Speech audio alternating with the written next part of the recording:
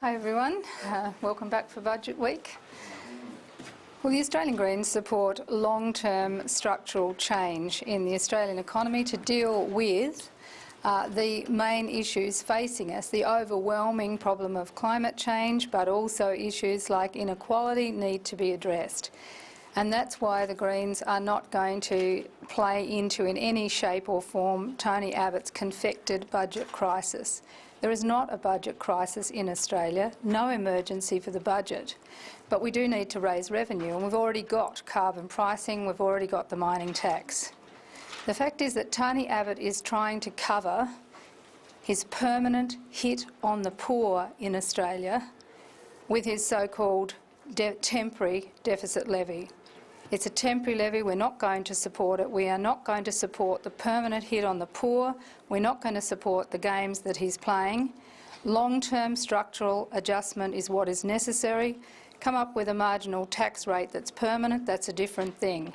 But trying to cover an ideological hit on the poor, which the Institute of Public Affairs, which the Business Council, which the Commission of Audit all want to do, a long-term hit on the poor, a long-term hit on small government and the rest, and try and cover it up with a ploy such as a temporary debt levy is ridiculous, a deficit levy, and we're not going to support it. What should the highest bracket be?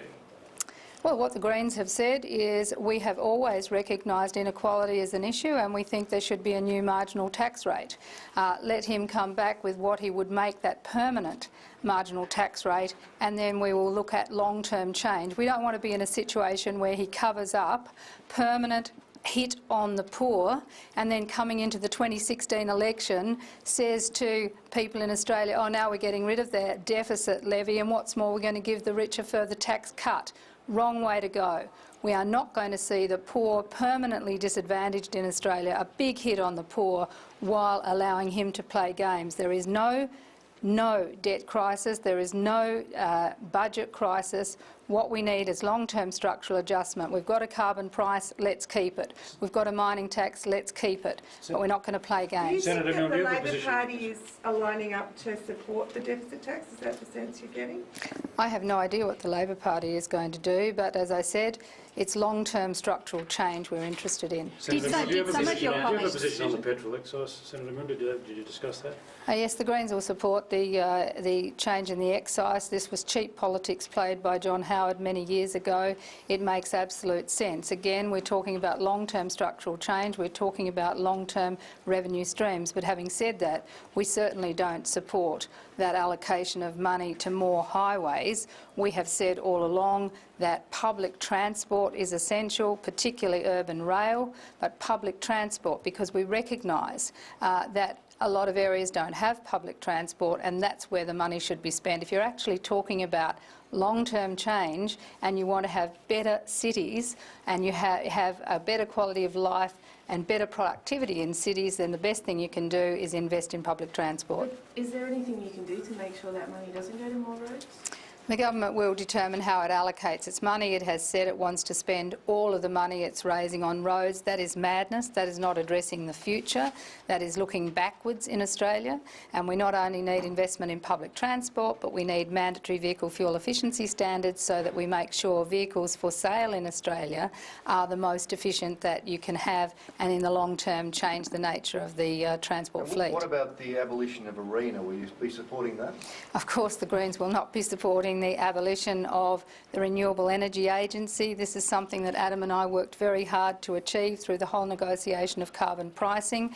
ARENA, together with the Clean Energy Finance Corporation, cover the whole spectrum. It's a fantastic investment not only in renewable energy but in jobs, in long-term change to the low-carbon economy. And the one thing that, if you want to see sustainability into the future, if you want to see jobs and investment, low-carbon economy is the way to go. What the Abbott government is doing is actually cutting off new investment and jobs in Australia, not to mention abandoning any kind of effort on climate change if they try and get rid of the Renewable Energy Agency or indeed the Clean Energy Finance Corporation. Did you have to talk around some of your colleagues who think that an increase in tax on the very wealthy is precisely the sort of policy that the Greens should be supporting? Well, the Greens have a very long-term policy of saying that we need to make sure that we reduce the gap between rich and poor in Australia. That stands. That's why we've said a permanent marginal tax rate would be the way to go. It's long-term structural change.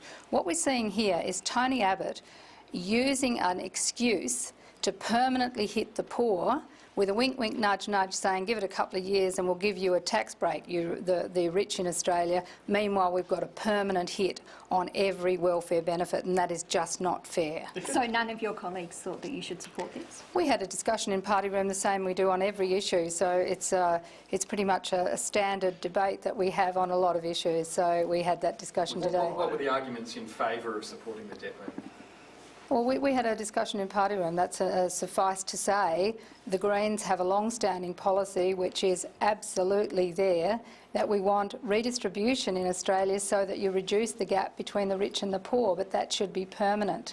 And that's the issue here. What Tony Abbott is doing is playing a game. It is not long-term, structural, permanent change that he's interested in. He had to have a cover for an ideological position which is small government and hit the poor. Now, we're not going to support either because it's a confected budget crisis. There is no budget crisis in Australia. This is an ideological cover-up and we're not going to buy it. Do you have any concerns, though, that some of those measures that will hit low-income earners could be done without legislation, so you can't do anything about it, whereas this is something that you could do something about? Well, we're doing it. We will do everything and we can to oppose it. Legislation is going to have to come through in order to make this attack on the poor, and we're not going to support any of it. We are going to maintain absolutely our position for supporting carbon pricing so that the big polluters contribute billions to the budget in order to support the services that we need. The Greens want to see this structural shift, and part of that is reducing inequality and part of that is shifting to make sure that one of the biggest challenges facing us, and that is climate change, is addressed with appropriate policy. Greens leader Christine Milne speaking there in Canberra on the